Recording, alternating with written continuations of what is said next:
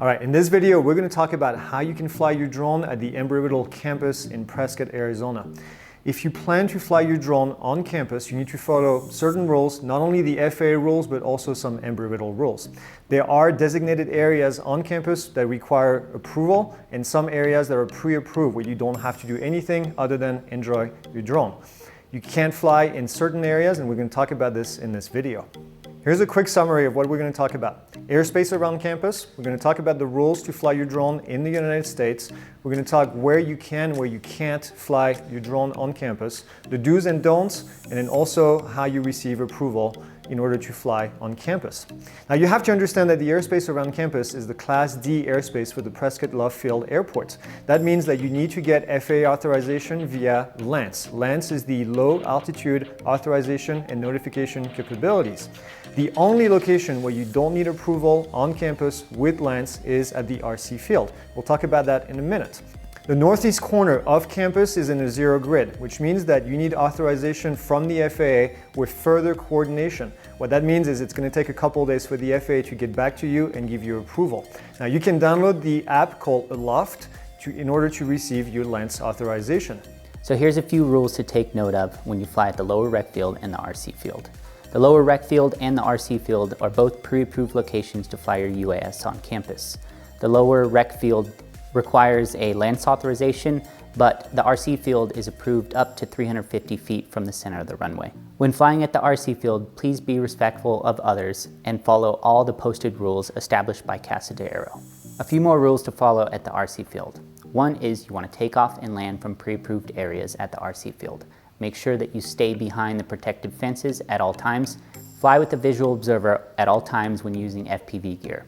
Spectators must observe and they must remain clear of the runway at all times. Hand launch only as necessary. Do not fly over the pit area or over non-participants, and do not exceed 350 feet AGL. Now let's talk about the rules to fly your drone in the United States. And there's two different rules that you can use. The first one is called Part 107, and then the second one is called USC 44809. It's just a bunch of numbers to say recreational flying. Now at Embry-Riddle, when you're taking classes, you can either follow Part 107 rules or you can also follow 44809 rules. It really depends on the type of certification that you have in your wallet. If you are following the rules under Part 107, you need to have a certification from the FAA called a Remote Pilot Certificate. This is what we teach you in AS 125. If you don't have that, then you're going to be using USC 44809, which is a set of rules for recreational flyers. Any operation that is not recreational or educational is going to fall under Part 107 rules. Make sure that you get familiar with the rules on the FAA website at faa.gov/UAS. There are a few places on campus where you can't fly at all. These are designated no-fly zones when you're operating to and from campus. These no-fly zones are around dorms. That also includes Spruance, R1, and R3, which are on the northeast and the northwest corner of campus. So now let's talk about some do's and don'ts in general about flying your UAS on campus. Always respect the privacy of others. Pay attention to rotating propellers. Complete a checklist before each flight. Verify the weather conditions are appropriate for your operation and skill level. Don't fly at night or over people. Don't lose visual line of sight of your aircraft, and don't interfere with manned aircraft operations. And always remember to have fun. Now let's go ahead and talk about flying outside of the RC field. Now, as Don mentioned, when you fly at the RC field, you are already pre-approved by the FAA and also by Embry-Riddle. If you fly outside of the RC field or the lower rec field, you need approval from the UAS program chair.